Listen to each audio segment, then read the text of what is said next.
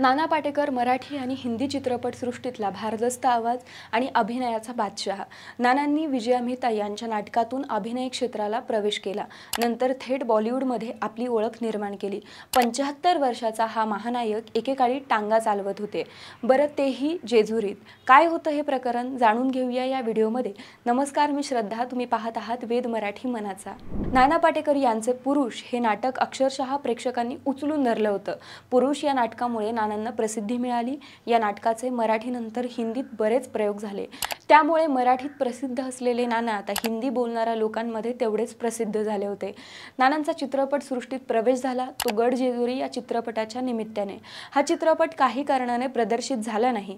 या चित्रपटाचे छायाचित्रण झाले होते ते जेजुरीमध्ये। चित्रपटामध्ये नानांची भूमिका होती ती टांग्यावाल्याची। या भूमिकेचा अभ्यास करण्यासाठी आणि टांगा कसा चालवायचा याचा सराव करण्यासाठी त्यांनी तिथं एक टांगा सरावासाठी बुक ठेवला होता। गावामधून बस स्टँड, रेल्वे स्टेशन, देवीच्या देवळापाशी अशा ठिकाणी कोणाला जायचं असेल तर नाना अगदी सहजपणे प्रवाशांची ने-आण करायचे।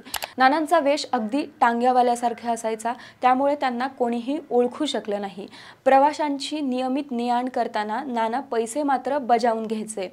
राम कदम आणि बाकीच्या मंडळींनी नाना टांगा चालवायचे हे बघून त्यांची शाळा घ्यायचे।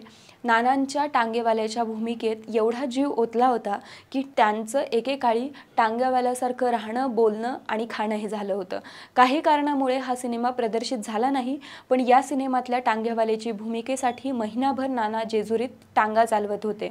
नंतर माफीचा साक्षीदार या सिनेमातल्या जग्गर सुतार या भूमिकेने नानांना मराठीतला स्टार बनवलं। आपल्या पहिल्या चित्रपटासाठी नानांनी टांगेवाल्याची केलेली तालीम आजही त्यांच्या लक्षात आहे। प्रसिद्धीच्या झोतात असणाऱ्या नाना पाटेकर यांनी आपल्या भूमिकेला न्याय देण्यासाठी चक्क टांगावाला साकारला होता, आणि तोही काही दिवसांसाठी नाही तर तब्बल 1 महिन्यासाठी। नानांचा असाच एक धमाल किस्सा आमच्याकडे आहे, तो ऐकण्यासाठी आमच्या चॅनलला सबस्क्राईब करा। व्हिडिओ आवडल्यास लाईक करायला विसरू नका।